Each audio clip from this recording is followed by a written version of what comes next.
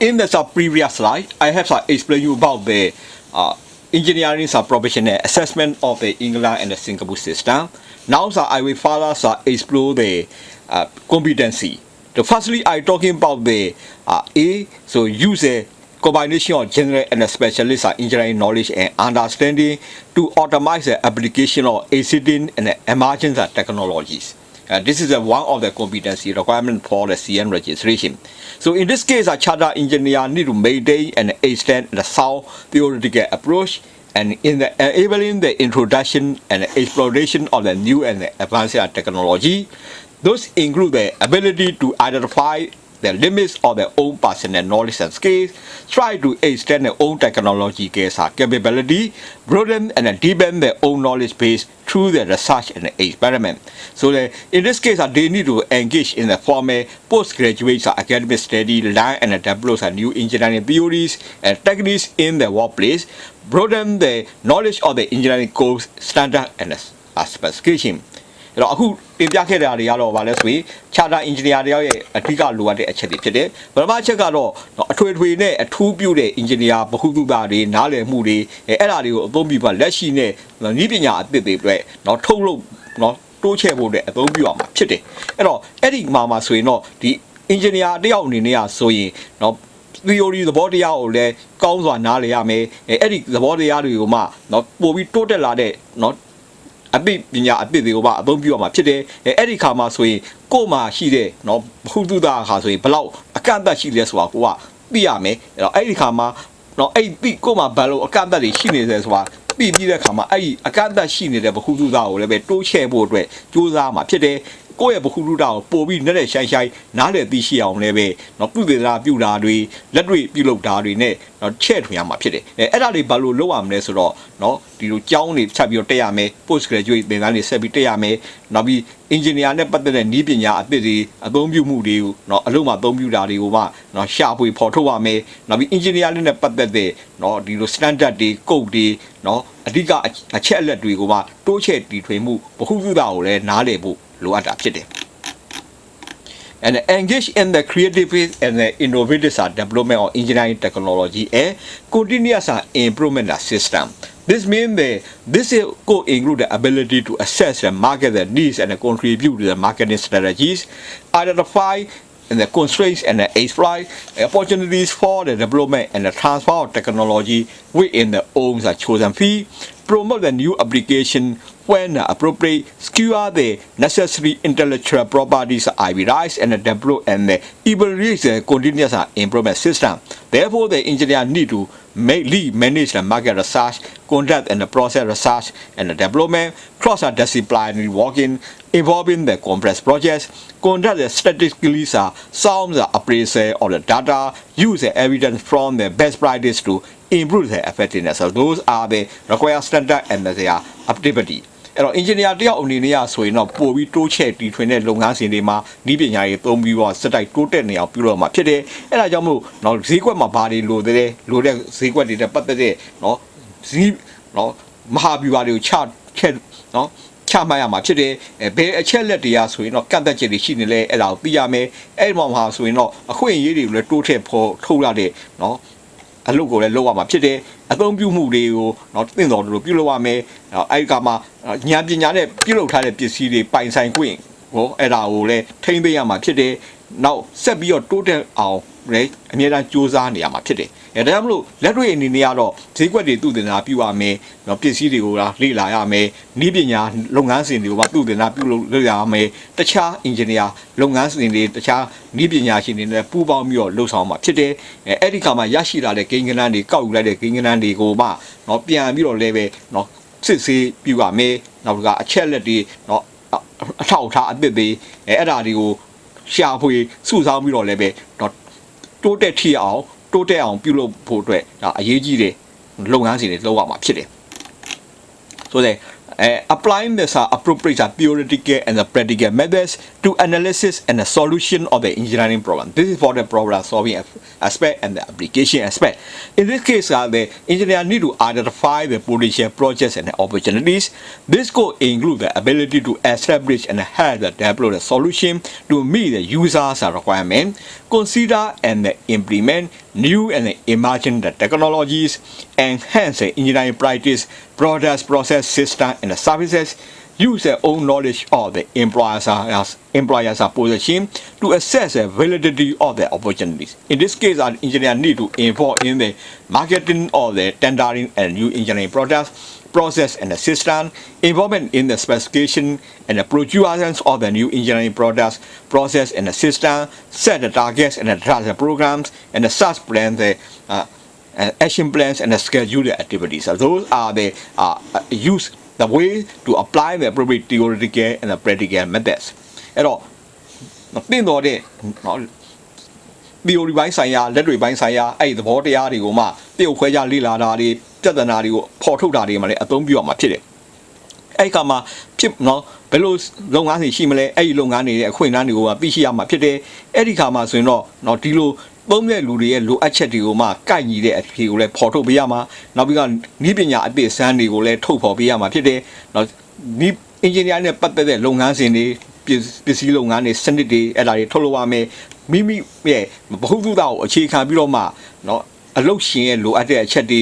အဲ့ဒီခါမှာအခွင့်အရေးတွေရဲ့ကန့်သတ်ချက်တွေရှိတာတွေကိုလည်းရှာဖွေရမှာဖြစ်တယ်အဲ့ဒီခါမှာဆိုရင် engineer တွေနဲ့ဆိုရင်တော့ဈေးကွက်မှာရှာရမယ်တန်တာကိုပြုလုပ်ရမှာဖြစ်တယ်နီးလမ်းစဉ်တွေကိုလည်းချမှတ်ရမယ်နောက်ပြီး specification တွေတတ်မှတ်ချက်တွေဝယ်ယူမှုတွေနော် engineer လုပ်ငန်းအသစ်စမ်းတွေပစ္စည်းတွေနော်နီးလမ်းစဉ်အသစ်စမ်းတွေအဲ့ဒါတွေကိုလည်းပဲနော်ဖော်ထုတ်တဲ့နေရာမှာအသုံးပြုရမှာဖြစ်တယ်အဲ့တော့လုပ်ငန်းမှာဆိုရင်ဘယ်ကိုနော်ဥတီချက်တွေချမှတ်ရမယ်နောက်ပြီးအစီအစဉ်တွေကိုလည်းဆွဲရမယ်နောက်တကယ်လက်တွေ့လုပ်ငန်းကိုဆောင်ရမယ်အစီအစဉ်တွေပြုလုပ်ရမှာဖြစ်တယ်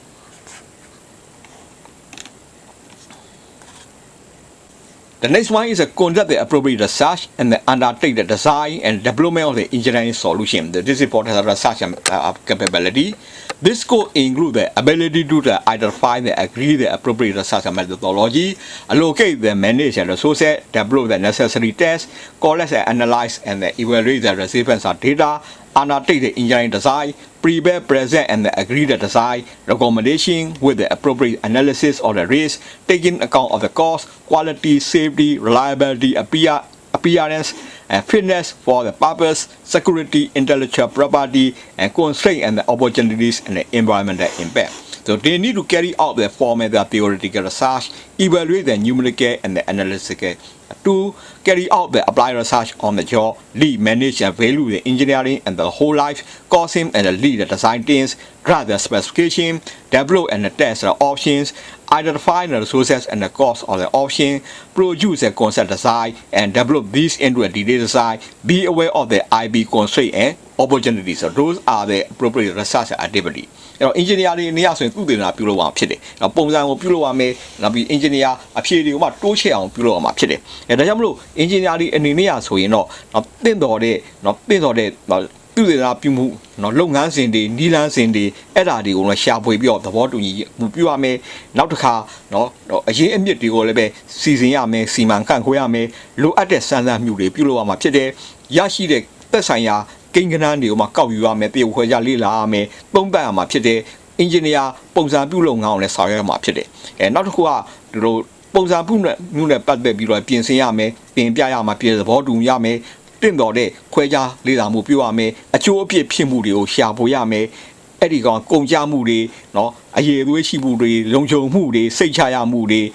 မျက်ပုံပန်းသက်သာမျက်မြင်ပုံစံသာကောင်းမှုတွေပင့်လျော်မှုတွေတင့်တော်တဲ့လုံခြုံစိတ်ချရမှုတွေအဲ့ဒါတွေကိုလည်းကြည့်ဆိုင်ရမှာဖြစ်တယ်နောက်မူပိုင်ခွင့်ကိုလည်းပဲလိုက်နာကျင့်သုံးရမယ်နောက်တစ်ခါ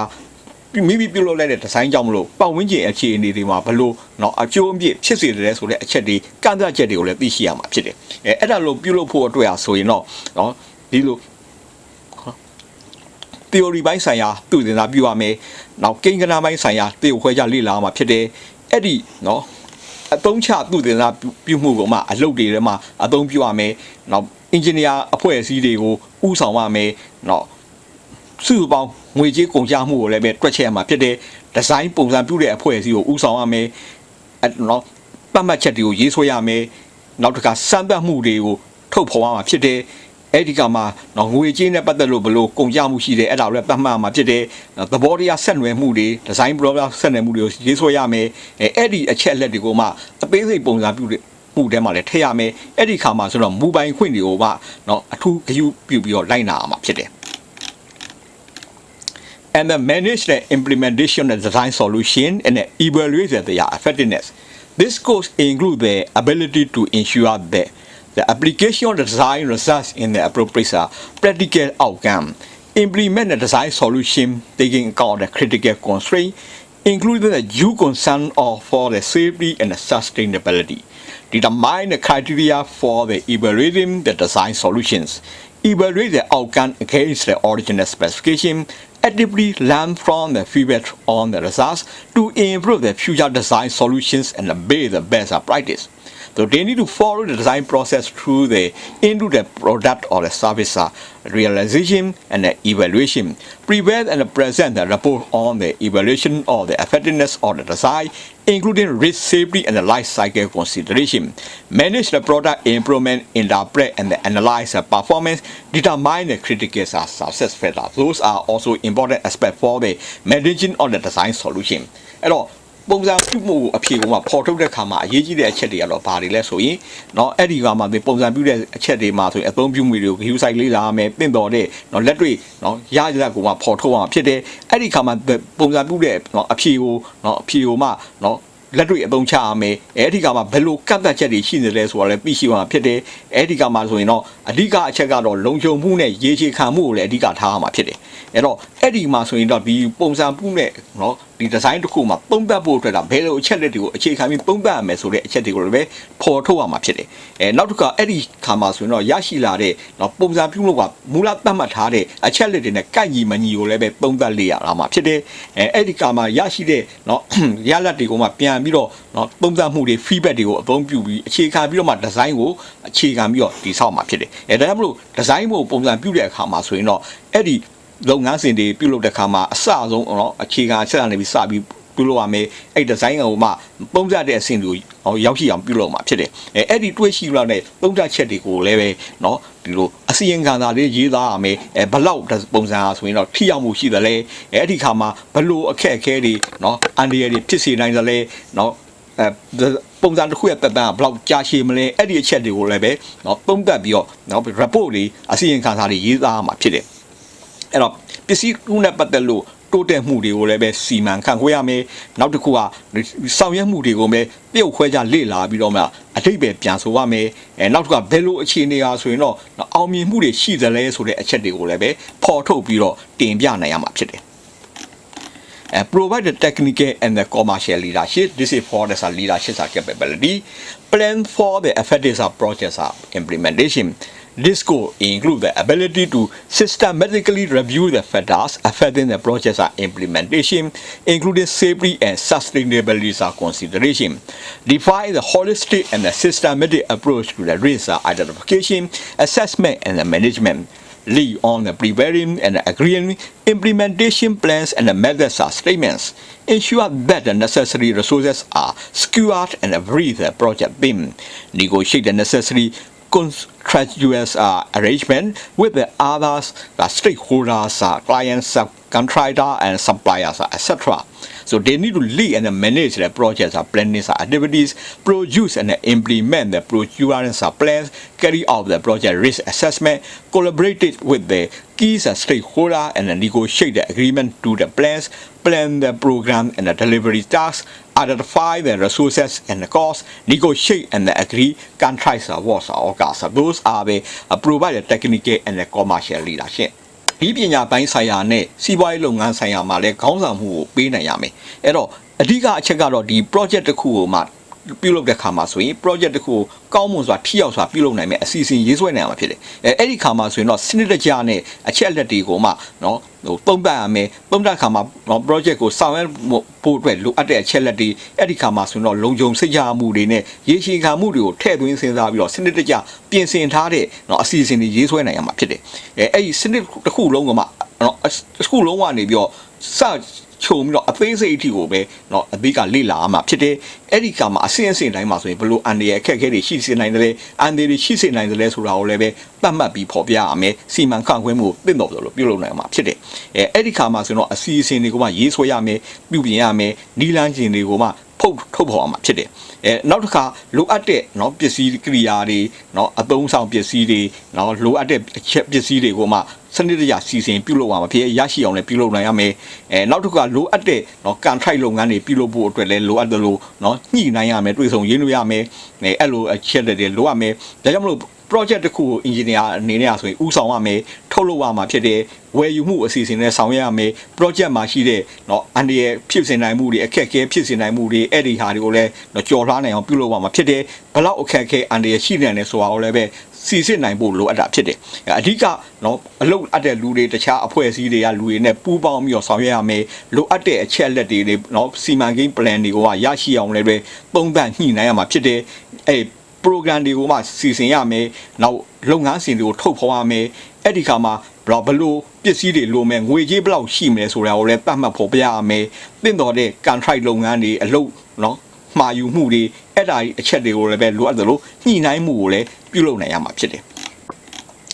and then also the budget planning plan the budgets are organized, direct and control tasks and the people and the resources of those are also important. This could include the ability to set up the appropriate management system, define the quality standard, program and the budget within the legal and the statutory requirements, organize and lead the teams, coordinating the project activities, ensure that variation from the quality standard program and the budgets are identified and that corrective action is taken. Gather and evaluate the feedback and recommend improvements. They need to take the responsibility for and control the project operation, manage a balance between the quality, cost and time, manage a risk register and a contingency system, manage a project funding payments and recovery, certify the legal and statutory obligation, lead and manage the tasks within the identified financial, commercial and regulatory constraints. Those are the budget planning အဲ့တော့ engineer အနေနဲ့ဆိုရင် budget ကို plan လုပ်ရမယ်เนาะသုံးခန့်မှန်းချိန်ငွေစင်းကိုပြုလုပ်နိုင်ရမှာဖြစ်တယ်အဲ့ဒီခါမှာလုပ်ငန်းစဉ်ကိုလိုအပ်တယ်လို့စုစည်းကြောင်းလွှဲရမယ်လူတွေနဲ့เนาะပစ္စည်းကိရိယာတွေအဲ့ဒါတွေကိုလည်းပဲထိန်းချုပ်ရမယ်ဥဆောင်မှုပြုရမယ်ညွှန်ကြားပြုရမှာဖြစ်တယ်အဲ့ဒီခါမှာဆိုရင်တော့လိုအပ်တဲ့စီမံခန့်မှုစနစ်ကိုထုတ်လုပ်နိုင်ရမှာဖြစ်တယ်လိုအပ်တဲ့အရေးကြီးတဲ့เนาะအရေးသွေးအဆင့်တန်းတွေ program တွေ budget တွေအဲ့ဒါတွေရာဆိုရင်ဥပဒေနဲ့သတ်မှတ်ချက်ဘောင်တွေမှာဆောင်ရွက်နိုင်မှာဖြစ်တယ်အလုပ်အဖွဲ့အစည်းလုပ်ငန်းလူသားတွေကိုမှဥဆောင်ရမယ် project နဲ့ပတ်သက်တဲ့လုပ်ငန်းစဉ်တွေကိုမှ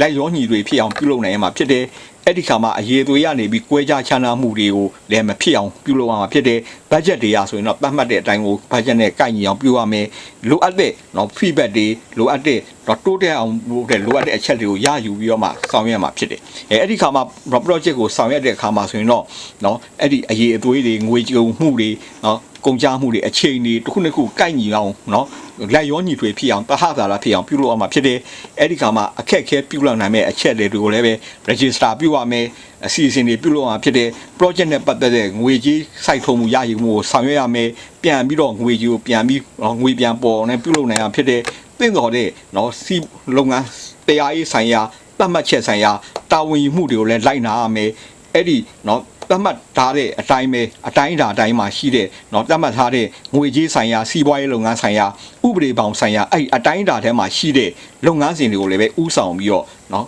လမ်းညွှန်မှုစီမံခန့်ခွဲမှုပြုနိုင်ရမှာဖြစ်တယ် and the leader things and the develop their staff to meet the changes and the technical and the management needs so this includes the ability to agree objectives and the work plans with the teams and the individuals identify the team and the individual needs and the plan for their development reinforce and the team commitment to the professional standards lead and support the teams and the individual development assess the team and the individual performance and the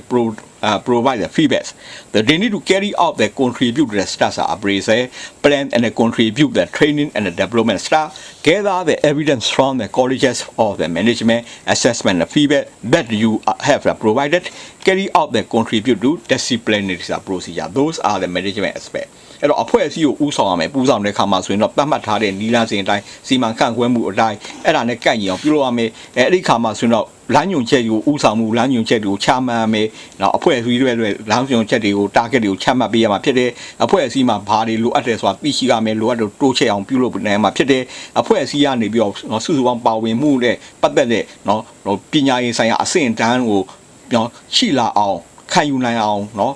အဖွဲ့အစည်းကိုပြန်ပြီးတော့နော်တိုးချဲ့အောင်ပြုလုပ်ပေးရမှာဖြစ်တယ်အဲ့အဖွဲ့အစည်းကိုမှထောက်ဖို့ပြုပြီးတော့မှတူးချင်းစီတိုးတက်အောင်လည်းပြုလုပ်ပေးရမှာဖြစ်တယ်တူးကြီးရဲ့ဆောင်ရွက်မှုတွေကိုလည်းပဲပုံသက်လေ့လာရမှာဖြစ်တယ်အဲ့ဒါကမှဆိုပြီး start တွေကိုမှပုံသက်ရမယ်လိုအပ်တဲ့အဖွဲ့အစည်းနဲ့ပတ်သက်တဲ့နော် start တွေလိုအပ်တဲ့လေ့ကျင့်မှုကိုဘာတွေလိုလဲဆိုတာကိုလည်းသိရှိရမယ်အဲ့ဒီနောက်တစ်ခြားစီမံခန့်ခွဲမှုစီကနေပြီးရရှိတဲ့အချက်လက်တွေလည်းစုစည်းရမယ်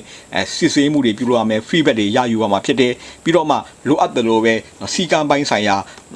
လုပ်ငန်းစဉ်တွေကိုလည်းဆောင်ရွက်မှာဖြစ်တယ်and bring about the continuous improvement through the quality management. This is a quality management system. So in this case, promote the quality throughout the organization and the customer and the supplier networks. Develop and maintain the operation to meet the quality standards. Direct project evaluation and propose a recommendation for improvement. They need to plan and implement the best practice methods of the continuous improvement. ISO 9000 standard balance a scorecard, carry out the quality audits, monitor and maintain and improve the delivery, identify and implement and evaluate change to meet the quality objectives. So those are the quality standard. အဲ့တော့အရေးသွေးသုံးထိမ့်သိမ့်ဖို့မှာလိုအပ်တဲ့အချက်တွေကတော့ဘာလဲဆိုရင်အဖွဲ့အစည်းနဲ့ပတ်သက်တဲ့အရေးသွေးကိုတိုးတက်အောင်ပြုလုပ်ရမှာဖြစ်တယ်အဲ့ဒီမှာဆိုရင်အလုပ်အပ်တဲ့လူတွေလုပ်ငန်းပစ္စည်းဖြည့်ဆည်းတဲ့လူတွေအဲ့ဒီအားစေပြီးသတ်မှတ်တဲ့ quality standard ကိုရရှိရမှာဖြစ်တယ်ထို့အတူပဲလိုအပ်တဲ့ standard ကိုရရှိဖို့အတွက်ကဆိုရင်အဖွဲ့အစည်းရဲ့ဆောင်ရွက်မှုကိုလည်းစီမံခန့်ခွဲမှာဖြစ်တယ်အဲ့ဒီက project ကိုမှသုံးသပ်လေ့လာမှာဖြစ်တယ်အဲ့ဒီ project တွေလေ့လာမှုတွေသုံးသပ်မှုတွေအရေးသွေးထိန်းချုပ်မှုတွေကိုမှ ISO 9000 standard နဲ့အညီပြုလုပ်ရမှာဖြစ်တယ်နောက်တစ်ခါလိုအပ်တယ်လို့အစစ်အဆေး quality အရေးသွေးကိုမှစီစစ်မှုလည်းပြုလုပ်ရမှာဖြစ်တယ်အဲ့ဒီကမှထုတ်လုပ်မှုတွေလုပ်ငန်းစဉ်တွေအဲ့ဒီကမှအပြောင်းအလဲပြုလုပ်တဲ့မှုတွေအဲ့ဒီဟာတွေအဲ့ဒီအချက်တွေကိုလည်းပဲအရေးသွေးဆိုင်ရာရည်မှန်းချက်တွေရရှိအောင်ဆောင်ရွက်ပေးရမှာဖြစ်တယ် The next is that we're talking about the interpersonal skill. So communicate English with the others in all levels. They could include the ability to lead the chair, contribute and record the meeting and the discussion. Prepare is a communication document and reports on the complex matters. Exchange the information and provide the advice to the technical and the non-technical colleges. So they need to prepare the report letter, email, drawing, specification and working paper, meeting minutes, planning a document, correspondence and a variety of the format, engaging and interacting with the professional networks. Those are the effective interpersonal skills. အဲ့တော့ဆက်သွယ်မှုနဲ့ပတ်သက်တဲ့အရေးအသွေးတွေပင်ကိုရေးအသွေးတွေမှာလည်းပဲအင်္ဂလာမှာတော့အင်္ဂလိပ်စာကိုရုံသုံးစာဖြစ်တဲ့အတွက်အင်္ဂလိပ်ကိုကောင်းကောင်းမွန်မွန်အသုံးပြုရေးရမယ်။ဘာကြီးမှာကြတော့ဒီဗမာစာကိုကောင်းမွန်စွာရေးသားနားလည်အောင်ရေးသားနိုင်ဖို့လိုတယ်။အဲ့ဒီခါမှာဆိုရင်တော့ဒီစီဝေးပွဲတွေမှာလည်းခေါင်းဆောင်ရမယ်။ခေါင်းဆောင်ပြီးတော့မှ share လုပ်ပေးနိုင်မယ်ဖြစ်တဲ့ဦးစီးပြုရမယ်။နောက်တစ်ခုလိုအပ်တဲ့ဆက်သွယ်မှုတွေထောက်ထားပစ္စည်းတွေပြင်ဆင်ရမယ်။သတင်းအချက်လက်တွေအကုန်လုံးကိုအထက်နဲ့အောက်နဲ့အထက်အဲ့ဒီသတင်းချက်လက်တွေဖြန့်ဝေမှုလည်းဆောင်ရွက်ပေးပါဖြစ်တယ်အဲ့ဒါကြောင့်မလို့စီရင်ခါစာရေးတာတွေစာရေးတာတွေ email ပို့တာတွေပုံဆွဲတာတွေသတ်မှတ်ချက်တွေထုတ်ဖော်တာတွေအလုပ်နဲ့ပတ်သက်တဲ့အလုပ်အစီအစဉ်ရေးတာတွေနောက်တစ်ခါ meeting နဲ့ပတ်သက်တဲ့မှတ်တမ်းတွေထားတာတွေစီမံခန့်ခွဲမှုအစီအတန်းထားတာတွေရေးသားမှုတွေအဲ့ဒီဟာတွေကိုပုံစံမျိုးစုံနဲ့ပြုလုပ်နိုင်မှာဖြစ်သလိုတခြား professional တွေနဲ့ဆက်သွယ်မှု network မှာလည်းပါဝင်ရမှာဖြစ်တယ်Present and discuss the proposal. The disco include the ability to prepare the delivery, presentation on the strategies and matters, lead and sustain the debate with the audience, feed the results back to the improve the proposal, raise the awareness of the race. So it's also include the presentation, records and discussion and their outcomes. So those are the presentation and the discuss and proposal. အဲ့တော့အဆိုပြုချက်တွေကိုပြုရမယ်။အဲ့အဆိုပြုချက်တွေပြုလုပ်တဲ့အခါမှာဆိုရင်တော့မဟာဗျူဟာနဲ့နီးဗျူဟာဆိုင်ရာအချက်လက်တွေကိုပေါ်ရှုပ်ရမယ်အဲ့ဒီအစီအစဉ်တွေရေးဆွဲနိုင်ရမှာဖြစ်တယ်အဲ့ဒီခါမှာလိုအပ်တယ်လို့လဲညင်းခုံရမယ်ညင်းခုံရတဲ့မှာဒီအလုပ်က project တစ်ခုလုံးရင်အကျိုးအပြစ်တွေနဲ့ပတ်သက်လို့တိုင်ပင်ရမယ်ဆွေးနွေးရမယ်ညင်းခုံနိုင်ရမှာဖြစ်တယ်ရရှိတဲ့ရလဒ်တွေကိုအသုံးပြုပြီးတော့မှဒီလိုအဆိုပြုချက်ကိုတိုးအောင်မြင်ဖို့အတွက်ဒီလိုရလဒ်တွေသုံးရမယ်လိုအပ်တဲ့ အချက်လက်တွေ feedback တွေကိုလည်းရယူရမှာဖြစ်တယ်နောက်ဘယ်အချက်တွေမှာဆိုရင်တော့ဒီ project ကိုထိခိုက်နိုင်တယ်ဆိုတဲ့အချက်တွေကိုလည်းနော်သတိထားရမှာဖြစ်တယ်ဒါကြောင့်မလို့နော်တင်ပြနိုင်ရမယ်မှတ်တမ်းပြုရမယ်ဆွေးနွေးနိုင်ရမှာဖြစ်တယ်တို့ရလဒ်တွေကိုလည်းဆွေးနွေးနိုင်ရမှာဖြစ်တယ် and then also there's demonstrate this personal and social skill. So this includes the ability to know and manage their own emotion, strength and weakness, and be aware of the needs and the concerns of the other, especially where related to the diversity and equality. Be confident and flexible in dealing with the new and the changing interpersonal situations, and identify and agree and lead the work towards the quality goals, create and maintain and enhance the productive solution, working relationships and resolve the conflicts. They also need to record on the medium evidence from the colleges of your personal and social skill, take the responsibility for the productive working relationship, apply the diversity and the anti-discrimination legislation. Those things are also had to be included. At all, သူအများနဲ့ဆက်ဆံမှုအရေးချင်းတွေအဲ့ဒီခံမှာဆိုရင်တော့မှကိုကဘလို့စိတ်နဲ့ပတ်သက်လို့လှုပ်ရှားနိုင်ရမယ်နော်အားကြီးမှုရှိတယ်အားနည်းမှုရှိတယ်အဲ့ဒါတွေကိုသိရမယ်လိုအပ်တယ်လို့ပဲထိန်းချုပ်နိုင်ရမှာဖြစ်တယ်အဲ့ဒီခါမှာတခြားလူတွေနဲ့ပတ်သက်တဲ့လိုအပ်ချက်တွေသိရမယ်အဲ့ဒီခါလူတွေကွဲပြားမှုနော်လူမျိုးကွဲကြတာဘာသာစကားကွဲပြားတာအဲ့ဒီချက်တွေကိုလည်းသိထားရမှာဖြစ်တယ်တင်လုပ်ငန်းတွေကိုအပြည့်နဲ့လုပ်ငန်းနဲ့ပတ်သက်တဲ့နော်ဒီအခြေဆက်နွယ်မှုတွေမှာလည်းလိုအပ်လို့လိုက်ရောညီတွေပြုလုပ်ရမယ်ကိုယ့်ကိုယုံကြည်မှုနဲ့ပြုလုပ်နိုင်ရမှာဖြစ်တယ်နောက်တစ်ခါထုတ်လုပ်မှုတဲ့လုပ်ငန်းစဉ်နဲ့ပတ်သက်လို့လည်းပဲလိုအပ်တဲ့အလုပ်တခြားလူတွေနဲ့နော်လှုပ်ဆောင်မှုတွေမှာဆိုရင်အဆင့်တန်းကိုထားရမယ်နောက်ပြဿနာတွေဖြေရှင်းတဲ့အခါမှာဆိုရင်လိုအပ်တဲ့နော်အပြုတပြောဆောင်တဲ့ဆောင်ရွက်မှုတွေပြုလုပ်နိုင်ရမှာဖြစ်တယ်ဒါကြောင့်မလို့အဲ့ဒီမှာဆွေးနွေးပွဲတွေနဲ့ပတ်သက်တဲ့မှတ်တမ်းတွေထားရမယ်တခြားလူတွေနဲ့ပတ်သက်တဲ့ကိုယ်နဲ့ပတ်သက်လို့တိုင်ပြောဆိုချက်တွေနဲ့ပတ်သက်တဲ့အထက်အထောက်အထားတွေကိုမှတ်သားရမှာဖြစ်တယ်အလုံးမှာဆိုရင်အပြုသဘောနဲ့เนาะစောင့်ပြီးတိုးတက်အောင်ပြုလုပ်နိုင်ရမှာဖြစ်တယ်နောက်တစ်ခါเนาะခွဲပြားခြားနားမှုမရှိတဲ့เนาะလုပ်ငန်းစဉ်အတိုင်းကိုပြုလုပ်နိုင်ရမှာဖြစ်တယ်and demonstrate their personal commitment to professional standard, recognizing obligation to society and the professional and the environment. ဒါကတော့ဘာလဲဆိုရင်ဒီ professional standard ကိုဘယ်လိုလိုက်နာရမယ်ဆိုတဲ့အချက်လို့ဖြစ်တယ် Comply with the relevant code of conduct. This includes the ability to comply with the rules and the professional conduct of their own institution, lead work within all the relevant legislation and the regulatory frameworks, including social and the employment legislation. Work with the variety of the conditions of the country, demonstrate the initiatives and the commitment to the affairs of your institution. အဲ့တော့ professional standard တွေကတော့ပါတယ်ဆိုတော့ဒီကိုအခုက professional institution ဝင်လာတဲ့ဥပမာမြန်မာ engineering council မှာပြီးရထားတယ်မြန်မာ engineer အသင်းမှာဆိုရင်ပါဝင်လာတယ်အဲ့ဒီကလည်းပတ်သက်တဲ့ပညာပိုင်းရှင်ပိုင်းဆိုင်ရာလိုက်နာရမယ့်စီကံတွေကိုလိုက်နာရမှာဖြစ်တယ်နောက်တစ်ခါအလုပ်မှာဆိုရင်တင့်ပေါ်တဲ့ဒီလိုသတ်မှတ်ချက်ဘောင်တွေဥပဒေဘောင်တွေအဲ့ဒီထဲမှာဆိုရင်အလုပ်ကိုပြုလုပ်နိုင်ရမှာဖြစ်တယ်အဲ့ဒီကမှာအခြေအနေမျိုးစုံကန်ထိုက်မျိုးစုံနဲ့ပတ်သက်ပြီးတော့လည်းအလုပ်နိုင်ရမှာဖြစ်တယ်အဲ့ဒီကို institution နဲ့ပတ်သက်ပြီးတော့လည်းပဲတိုးတက်အောင်ပြုလုပ်နိုင်မဲ့လုပ်ငန်းစဉ်တွေမှာပါဝင်ရမှာဖြစ်တယ် and manage the apply and say system of the work this could include the ability to identify and take the responsibility for their own obligation for the health safety and the welfare issues ensure that the systems are certified the health safety and the welfare requirement develop and implement the appropriate hazard identification and risk management system and the culture manage the evaluate the improve these systems apply the sound knowledge of the health and the safety legislation undertake the formal health and safety training work with the health and safety legislation and the best practice in the UK's example so disciplinary regulation carry out the safety audit identify the minimize the hazard assess and control the risk evaluate the cost and the benefit of the safe walking, deliver the strategic health and the safety briefing and the induction. Those are the manage and apply the safe system of the works. အလုပ်ကိုလည်းပဲပြုလုပ်တဲ့ခါမှာဆိုရင်လုံခြုံတဲ့နီးလန်းစင်တိုင်းအလုပ်လုပ်ရမယ်စီမံခန့်ခွဲနိုင်မှာဖြစ်တယ်။အဲ့ဒီခါမှာဆိုရင်တော့ဘယ်အချက်တွေရာဆိုရင်တော့ကိုကတာဝန်ယူရမယ်အန်ဒီရဲ့ကုန်လုံးတွေစမ်းမာရေးတွေwelfare တွေအတွက်တာဝန်ယူရမှာဖြစ်တယ်။နောက်တစ်ခါဘယ်ကိုပြုလုပ်နေတဲ့စနစ်တစ်ခုဟာဆိုရင်ကျမ်းမာရေးတွေလုံခြုံမှုတွေအဲ့ဒီလိုအပ်ချက်တွေနဲ့ရှိကြောင်းအောင်လည်းပဲကိုယ်အနေနဲ့တာဝန်ပတိထားပြီးတော့ပြုလုပ်ရမှာဖြစ်တယ်။လိုအပ်တဲ့ဒီလို အခက်ပစ္စည်းတွေ hazard တွေအန္တရာယ်ဖြစ်ရှိမှုတွေအဲ့ဒါတွေကိုလည်းလိုအပ်တယ်လို့နော်သတ်မှတ်နိုင်ရမယ်နော်ဘယ်ပစ္စည်းတွေအန္တရာယ်ရှိနိုင်အောင်ဟိုကသတ်မှတ်နိုင်ရမယ်အဲ့ဒီကမှအဲ့ဒီအန္တရာယ်တွေကြောင့်မဖြစ်အောင်လည်းပဲစီမံခန့်ခွဲမှုကိုပြုလုပ်နိုင်ရမှာဖြစ်တယ်နောက်တစ်ခုကအဲ့ဒီ system တွေနဲ့ပတ်သက်လို့အန္တရာယ်ဖြစ်မှု system တွေကိုကာကွယ်မှုစနစ်တွေကိုလည်းပဲနော်ပုံပြလေ့လာရမယ်တိုးချဲ့ပြီးတော့နော်ပြုလုပ်နိုင်ရမှာဖြစ်တယ်နောက်တစ်ခုကအဲ့ဒီနော်ကျမ်းမာရေးနဲ့ဆိုင်ရာနော်အန္တရာယ်လုံခြုံရေးနဲ့ဆိုင်ရာဥပဒေနဲ့ပတ်သက်ပြီးတော့လည်းပဲဗဟုသုတကိုရှိရမှာဖြစ်တယ်ကြောင့်မလို့အဲ့ဒီမှာ safety training ကိုယူရမယ်အဲ့ဒီခါမှာလိုအပ်တဲ့နော်အန္တရာယ်ရှိမှုကိုလည်းပုံပြစစ်ဆေးမှုတွေပြုလုပ်ရမယ်အဲ့ဒီအန္တရာယ်ဖြစ်မှုတွေကိုလည်းနော်သတ်မှတ်ပြီးတော့မှအနည်းဆုံးဖြစ်အောင်ပြုလုပ်ရမယ်နောက်တစ်ခါအန္တရာယ်ဖြစ်နိုင်တဲ့အခြေအနေတွေကိုလည်းထိန်းချုပ်ရမယ်သုံးသပ်လေ့လာမှာဖြစ်တယ်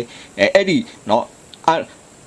လုံခြုံစွာပြုလုပ်ခြင်းအပြင်အန္တရာယ်ကင်းရှင်းပြုလုပ်ခြင်းအပြင်ဘလို့အကျိုးရှိစီးပွားရှိနိုင်တယ်ငွေကြေးရဘလို့အကျိုးအမြတ်ရှိနိုင်တယ်အဲ့ဒီအချက်ကိုလည်းသုံးသပ်မှာဖြစ်တယ်အဲ့ဒီခါမှာဆိုရင်တော့လိုအပ်တဲ့နော်အလုပ်သမားတွေကိုလည်းလိုအပ်သလိုနော်အန်ဒီလုံခြုံရေးအတွက်ပတ်သက်ပြီးတော့လည်းပဲနော်သင်တန်းတွေပေးရမယ်လိုအပ်တဲ့အစီအစဉ်ဆောင်ရွက်ပေးနိုင်ရမှာဖြစ်တယ်and undertake this engineering activity in the way that contribute to the sustainable development. This will include the ability to operate the at responsibly, taking account of the need to progress the environmental, social, and economic outcomes and simultaneously use the imaginations, creativity, and the innovation to provide the products and the service which maintain and enhance the quality of the environment and the community and meet the financial objectives. Understand and secure the stakeholder involvement in the sustainable development use the resources for efficiently and effectively. So those are the engineering activity. So they need to carry out the environmental impact assessment, carry out the environmental risk assessment, plan and implement the best practice environmental management system. So ISO 14000, manage the best practice of the risk management system, ISO 31000, work within the environmental legislation, adopt the sustainable practice, achieve the social, economic and environmental outcomes. Those are important aspects for the engineering activities. တော့ engineer လုပ်ငန်းတွေကိုဆောင်ရွက်တဲ့အခါမှာဆိုရင်တော့အဓိကအချက်အရဆိုရင်တော့လူကြာရှည်စွာခံနိုင်တဲ့နည်းလမ်းစီကိုဖော်ထုတ်ပေးရမှာဖြစ်တယ်။အဲ့ဒီခါမှာဆိုရင်တာဝန်ယူပြီးပြုလုပ်ရမှာဖြစ်တယ်။တိုးတက်မှုတွေပတ်ဝန်းကျင်နဲ့ပတ်သက်ပြီးတော့ကာကွယ်မှုတွေပြုလုပ်နိုင်ရမှာဖြစ်တယ်။လူမှုရေးပိုင်းဆိုင်ရာတွေစီးပွားရေးပိုင်းဆိုင်ရာတွေအဲ့ဒါတွေကိုမှလည်းတစ်ခါတည်းနဲ့ကောင်းတဲ့ရလဒ်ကိုရရှိအောင်ပြုလုပ်နိုင်မှာဖြစ်တယ်။အဲ့ဒီခါမှာဆိုရင်တိုးချဲ့ရမယ်လိုအပ်တဲ့နော်အတိအစမ်းတီထွင်မှုတွေပြုလုပ်ရမယ်။နော်သဘာဝပတ်ဝန်းကျင်အရေးသွေးတွေကောင်းမှုနော်ထိမ့်သိမ့်မှုကိုလည်းပဲဆောင်ရွက်မှာဖြစ်တယ်နော်လူမှုရေးဆိုင်ရာတွေနော်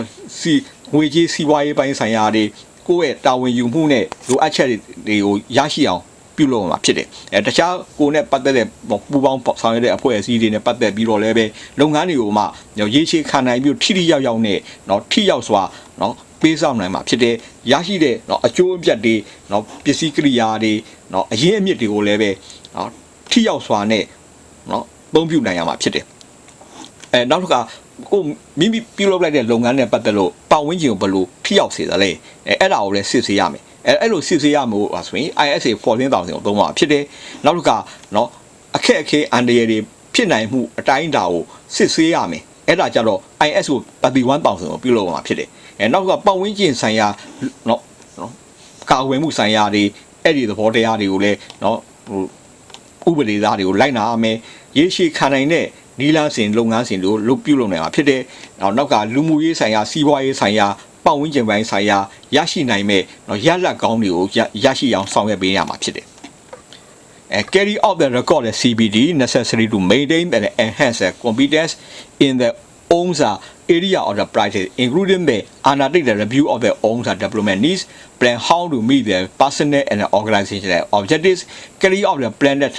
unplanned CBD activity maintain and the evidence of the competence and development evaluate the CBD outcome against any plans need and assist the others with their own CBD. So therefore the key up to date with the national and the international engineering issue, maintain the CBD plan and the records involvement with the affairs of your institution, evidence of your development through the jobs on the job learning and the private study in how course external courses and conferences. So those are the CBD's activities. အဲ့တော့ဒီ CBD ability ကြတော့ပါလဲဆိုတော့ကိုယ့်ရဲ့ကျွမ်းကျင်မှုကိုတိုးတက်နိုင်မှုအတွက်ကအများအား CBD continuous and professional development ကိုပြုလုပ်အောင်ဖြစ်တယ်အဲ့တော့ဘလောက်အထိက professional development ရှိနေလဲဒါကိုလည်းသုံးသပ်ရမယ်အဲ့ဒီခါမှာအဲ့နော်ဒီအဖွဲ့အစည်းရဲ့ဆိုင်ရာပုံကိုယ်ပိုင်းဆိုင်ရာနော်ဘလို့ professional development objective တွေရရှိအောင်မှု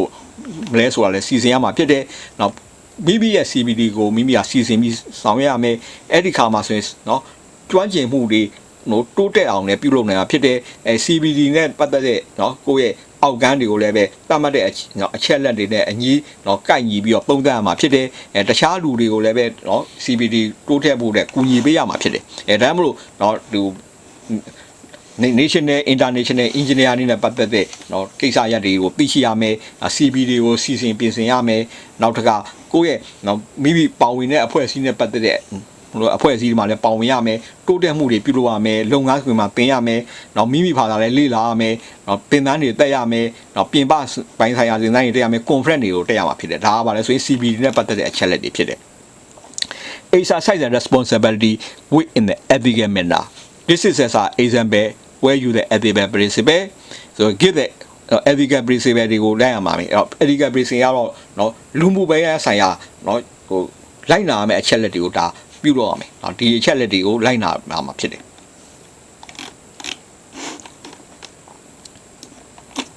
This is the professional and the ethical behavior requirement for the professional engineer. Statement of the ethical principle. This statement of the ethical principle is published by the Engineering Council and the Royal Academy of Engineering. This is the full fundamental principle to guide the engineer technician in achieving the high D of the professional life. So, accuracy and rigor. Honesty, the integrity, respect of the law and the public good, responsible leadership, listening and the informing. Those are the included for the ethical principle. တော့ ethical principle တွေကတော့ကျင့်သုံးလိုက်နာမယ်ဆောင်ပုဒ်တွေတော့ကျင့်သုံးလိုက်နာတဲ့ဆောင်ပုဒ်တွေကို England Engineering ကောင်စီကဖွဲ့စည်းထားတယ်တိကျရမယ်နောက်ပြီးတော့မိမိရဲ့ professional လုံခြုံမှုတွေပတ်ဝန်းကျင်လုံခြုံမှုတွေနောက်ပြည်သူပစ္စည်းစိုးစည်းဝါးတွေနော်ထိမ့်သိမ့်မှုတွေမှာဆိုရင်တိတိကျကျနဲ့ပြင်းပြင်းထန်ထန်အောင်ဒါကျင့်သုံးပြီးလိုက်နာမှာဖြစ်တယ်ရိုးသားမှုရှိရမယ်နောက်စုစည်းညီညွတ်မှုရှိရမှာဖြစ်တယ်လူအသက်ကိုတန်ဖိုးထားရမယ်နော်ဥပဒေကိုလည်းလိုက်နာရမယ်အများပြည်သူပစ္စည်းကိရိယာတွေကိုတန်ဖိုးထားရမှာဖြစ်တယ်လေးစားလိုက်နာရမှာဖြစ်တယ်နောက်ပြီးနော်တာဝန်ယူနိုင်တဲ့ဥဆောင်မှုပြုလုပ်ရမှာဖြစ်တယ်နော်နားထောင်သူများပြောတော့လဲနားထောင်နိုင်ရမယ်တည်င်းအချက်လည်းပေးနိုင်ရမယ်ဒီအချက်တွေကပါလဲဆိုရင်ဒါ engineer တယောက်ရဲ့အရေးကြီးတဲ့ ethical principle တွေဖြစ်ကြတယ် and the code of the conduct guidelines for the institution code of conduct all registrants are expected to observe the requirement of the code of conduct of the institution they have joined. The code of conduct of the is a licensed professional engineering institution should place a personal obligation on its member to act with the integrity and the public interest. It should be worded in such a way to encourage the members to act in accordance with the statement of the ethical principle. Institutions should ensure that they have the appropriate disciplinary process in a place to deal with the breach of the code of conduct. အဲ့တော့ဒီအဖွဲ့အစည်းတွေမှာအတိုင်းမှာဆိုရင်ဒါဒီနော်ဒီ code of conduct ထိရမယ်လိုက်နာကျင့်သုံးရမယ်ဆောင်ပုဒ်တွေရှိရမှာဖြစ်တယ်အဲ့တော့အဲ့ဒီဆောင်ပုဒ်လိုက်နာမယ်စီကံနေရဆိုရင်တော့အများပြည်သူရဲ့အကျိုးစီးပွားကိုဥတည်ထားတဲ့နော်အချက်လက်တွေပါမယ်နောက်ပြီးနော်အဖွဲ့အစည်းမှာပေါင်းတဲ့နော်အဖွဲ့ဟို member တွေအားဆိုရင်အများပြည်သူရဲ့နော်အကျိုးစီးပွားကိုနော်တတိထားမယ်နော်လိုက်နာမယ်နော်တန်ဖိုးထားမယ်ဒီစောင့်ထိန်လိုက်နာမှုကျင့်ဝတ်သိက္ခာတွေပါမှာဖြစ်တယ်ဒါကြောင့်မလို့အဲ့ဒီ institution တွေမှာအဲ့လိုနော်မလိုက်နာတဲ့သူတွေကိုလည်းရေးယူတဲ့နည်းလမ်းစဉ်တွေကိုပါမှာဖြစ်တယ် especially the code of conduct shows are obligated the member to act with the due care diligent and with the proper regard for the professional standard တော့မိမိရဲ့နော်ကျွမ်းကျင်မှုတိုင်းကိုပြုလုပ်ရမှာဖြစ်တယ်နော်ကျိုးသိစွာ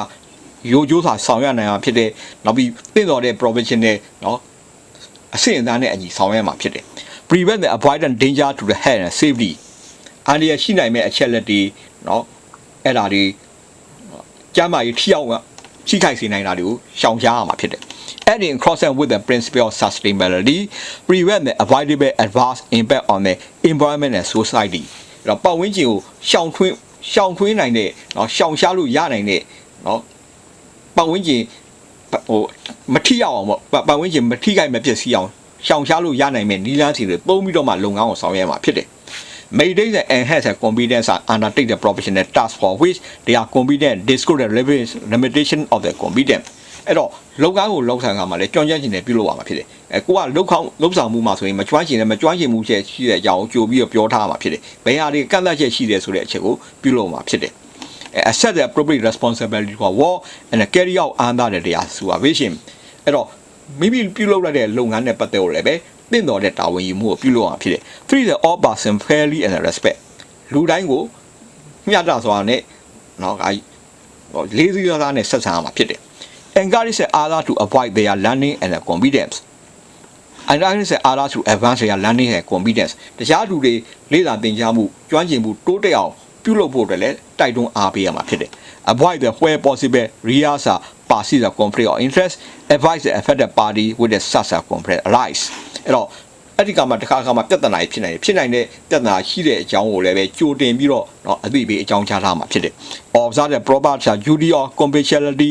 and own to the appropriate party ခုမှပြင်အလုံးကိုင်းဆိုင်ရာမှာဆိုရင်เนาะဟိုယုံကြည်စိတ်ချစွာနဲ့ပေးထားတဲ့အချက်လက်တွေကိုစောင့်ထိန်လိုက်နာမှာဖြစ်တယ်။ Reject the bribery and the all form and corrupt behavior make the positive effort to ensure others do likewise အဲ့တော့လက်မယူရဘူးနော်ဗျာအကျင့်ပြန့်စီဖို့မပြုရဘူးအဲ့ဒါတွေကိုမှနော်မပြုမိမိကလည်းမပြုရဘူးတခြားလူတွေလည်းပဲအဲ့လိုမပြုအောင်နော်တားဆီးပေးရမယ်ကူညီဆောင်ရွက်ပေးရမှာဖြစ်တယ် Raise a concern about the danger risk and malpractice or the wrongdoing which affect the others and support the colleges of the other person to whom you have the duty of care who in good faith raise in the such a concern အဲ့ဒီကမှာဆိုအန်ရရှိမှုတွေဟိုလဲဟိုတတိထားမယ်အဲ့ဒါတွေကိုအန်ရပေးရတဲ့အန်ရရှိနိုင်တဲ့ဆရာကိုချက်ချင်းပေါ်ထုတ်ပေးရမှာဖြစ်တယ်နောက်ကတလွဲပြုလုပ်နေရတယ်မကန်ပြုလုပ်နေတိုင်းအဲ့ဒါတွေကိုလည်းပေါ်ထုတ်နိုင်ရမှာဖြစ်တယ်တခြားလူတွေနော်မိမိရဲ့ college တွေကိုလည်းနော်သူပြည့်လုပ်ပေါ်ကိုင်မဲ့တို့နော်ကူညီပေးရမှာဖြစ်တယ်နောက်ပြီးမိမိဆိုရင်မိမိလုပ်ပေါ်ကိုင်ဘက်တွေကိုလည်းတာဝန်ယူပြီးတော့နော်လုံခြုံရေးတဲ့တာဝန်ယူပေးရမှာဖြစ်တယ် Accept and manage the relevant risk and communicate these appropriately အဲ့တော့တစ်ခါမှာဆိုရင်ဘယ်လိုအန္တရာယ်ရှိနိုင်တဲ့အခြေအနေတွေလည်းပုံပတ်ရမယ်ပုံပတ်ပြီးတော့မှလိုအပ်တဲ့เนาะအချက်အလက်တွေအဲ့ဒီသုံးရအန္တရာယ်ရှိမှုတွေကိုเนาะအခြေအနေတွေကိုမှစီစစ်ရမယ်စီစစ်ပြီးလိုအပ်တယ်လို့เนาะစီမံခန့်ခွဲမှုပြုလုပ်ရမှာဖြစ်တယ် Assess the relevance and liability and if appropriate hold the professional identity insurance ဒါကတော့ဗာလဲဆိုရင် engineer တွေလုပ်တဲ့အခါမှာလုပ်ငန်းစဉ်မှာဆိုတစ်ခါမှာမိမိလုပ်တဲ့အလုပ်ကမှားသွားလို့เนาะရော်ရတာတွေတခြားလူထိကြိုက်သွားတာတွေအဲ့ဒါတွေအတွက်เนาะ insurance ထားရမယ်အာမခံချက်ထားရမှာဖြစ်တယ်အဲ့အာမခံချက်ကိုထားဖို့မိမိဆိုရင်ဒါ project တစ်ခုမှာခေါင်းဆောင်အနေနဲ့လုပ်နေပြီဆိုရင်ကိုလုတ်လိုက်တဲ့အလုပ်တစ်ခုကတခြားလူတွေထိခိုက်သွားနိုင်တယ်ဆိုရင်မတော်သားထိခိုက်မှုဖြစ်ပွင့်နိုင်တယ်ဆိုရင်အဲ့တော့ရော်ဖို့ပြုဖို့အဲ့အတွက်ဆိုလိုအပ်တယ်လို့ insurance နဲ့ထားရမှာဖြစ်တယ်notify the institution if confident and a criminal offense upon the becoming a bankruptcy or disqualified as a company director အဲ့တော့လုပ်တဲ့အခါမှာတစ်ခါမှာဆိုတော့ကွာဒေဝါလီခံရတာမျိုးတွေအဲ့လိုမိမိကဒေဝါလူထားခံပြီးတော့မှเนาะခံရတဲ့အခြေအနေမျိုးနဲ့ကိုကဆက်ပြီးတော့ဒီအလုပ်လုပ်လို့မရဘူးအဲ့ဒီချက်ကိုသိရမယ် notify the institution of any significant violation of the institution called the conduct by the other member တခြားလူတွေကဆိုရင်ဘယ်လိုစီကံချင်းဖောက်နေလဲအဲ့စီကံချိုးဖောက်နေတဲ့အချက်ကိုလည်းကိုကဖော်ထုတ်ပြီးတော့တင်ပြရမှာဖြစ်တယ် So now we're talking about the guidance on the risk. These guidance are published by the Engineering Council, so the risk management is applying the professional responsibility judgment to take the leadership role. အဲ့တော့နော်ဒီခေါင်းဆောင်မှုကိုတာဝန်ရမယ်တာဝန်ယူတဲ့အခါမှာဆိုရင်တော့ပညာပိုင်းဆိုင်ရာလေနော်အဲ့ဒီမှာတာဝန်ယူဖို့ပြုရမယ်သင့်တော်တဲ့သုံးသပ်မှုတွေပြုလုပ်မှာဖြစ်တယ် Adopt a systematic and holistic approach to risk identification, assessment and management. ဘယ်လိုအန္တရာယ်ရှိမှုဖြစ်နိုင်တဲ့ဘာအန္တရာယ်ရှိမှုဖြစ်နိုင်တာတွေကိုတစ်ခုလုံးစုကြုံကနေပြီးတော့အသေးစိတ်ခွဲခြားလေ့လာပြီးတော့စနစ်ကြလေ့လာမှာဖြစ်တယ် Comply with the legislation and the code but be prepared to see the further improvement အဲ့တော့သတ်မှတ်တဲ့ဥပဒေနီလာစင်တိုင်းကိုလိုက်နာရမယ်ထပ်ပြီးတိုးတက်အောင်ပြုလုပ်ရမှာဖြစ်တယ် Ensure that good communication with the others are involved တခြားလူတွေလည်းကောင်းမွန်စွာဆက်သွယ်နိုင်ရမယ် Ensure that license system to oversight and the security are in place ကောင်းမွန်တဲ့ system ကြီးခံတဲ့ system တွေကိုမှဖိနှိပ်ပြုလုပ်ရမှာဖြစ်တယ် Contribute to the public awareness of risk အများပြည်သူတွေကဆိုရင်အန္တရာယ်ရှိမှုကိုလည်းသိရှိအောင်ပြုလုပ်နိုင်မှာဖြစ်တယ် Guidance for the sustainability contribute to the building sustainable society present and future ရေရှည်ခံနိုင်မဲ့ပတ်ဝန်းကျင်လူမှုအစီအ အဖွဲ့အစည်းအတွက်ဖွဲ့စည်းပါဝင်ပေးရမယ် apply the professional responsible judgment and the leadership role သင့်တော်တဲ့เนาะဒီပညာရှင်ပိုင်းဆိုင်ရာเนาะဥဆောင်မှုပိုင်းဆိုင်ရာเนาะစီမံခန့်သုံးသပ်မှုပိုင်းဆိုင်ရာတွေ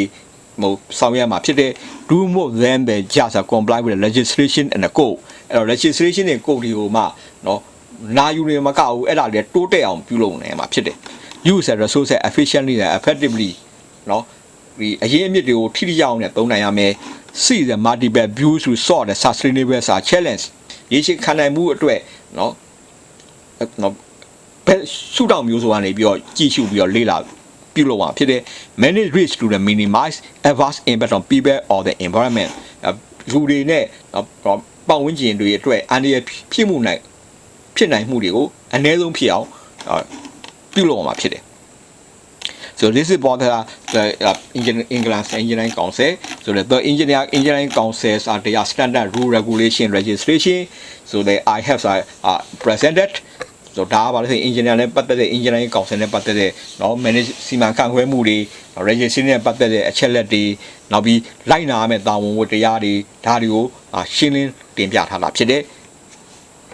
This is for the Singapore professional engineer board. So they are engineering fundamental examination. So this is for the structure of the engineering fundamental examination and the time, location and the format. ဒါပါလို့ဆို engineer Singapore professional engineer ဘုတ်ရဲ့ fundamental engineering သူရဲ့ပတ်သက်တဲ့ samuel ဖွဲ့စည်းပုံအခြေအနေဒါကိုအချင်းချုပ်တင်ပြထားတာဖြစ်တယ်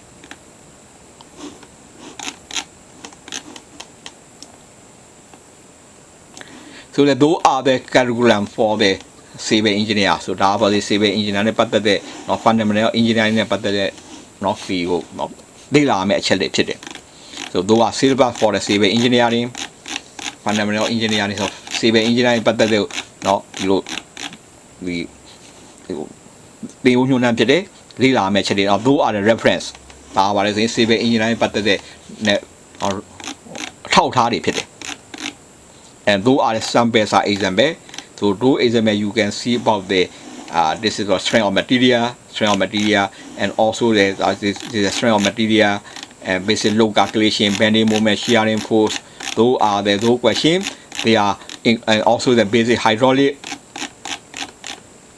and also the fundamental engineering there's a example question. So they will be the transportation and also the design problem, structure, analysis,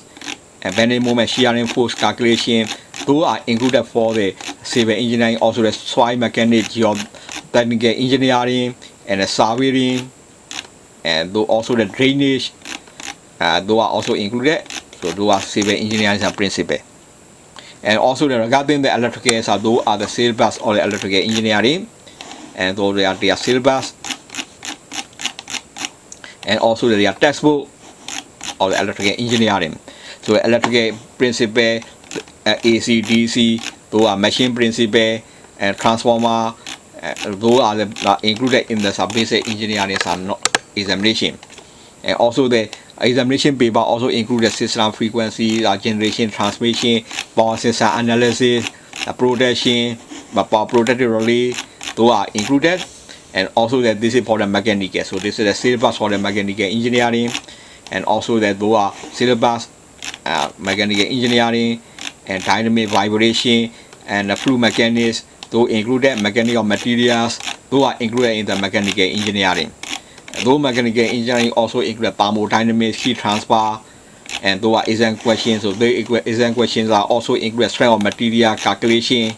Also the bending moment, shearing force calculation, or the control system, also design, beam design, those are included, and also the for the thermodynamics power plant, this for the IC engine, and also the heat transfer, and those are included. So those are included for the fundamentals of engineering. ဒါပါလဲဆိုရင် fundamental engineering ပတ်သက်တဲ့စင်ကာပူကနီလာစင်တွေသူတို့စစ်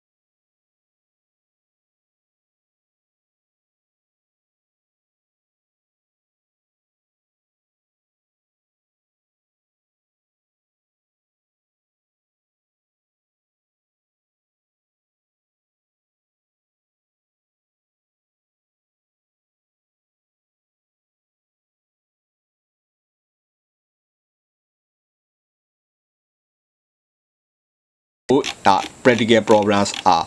have to also ventilation piping design those are practical problems those practical problems have to be resolved in the questions အဲ့တော့အခုပြပြခဲ့တာတွေကတော့ပါဆိုရင်စင်ကာပူနိုင်ငံ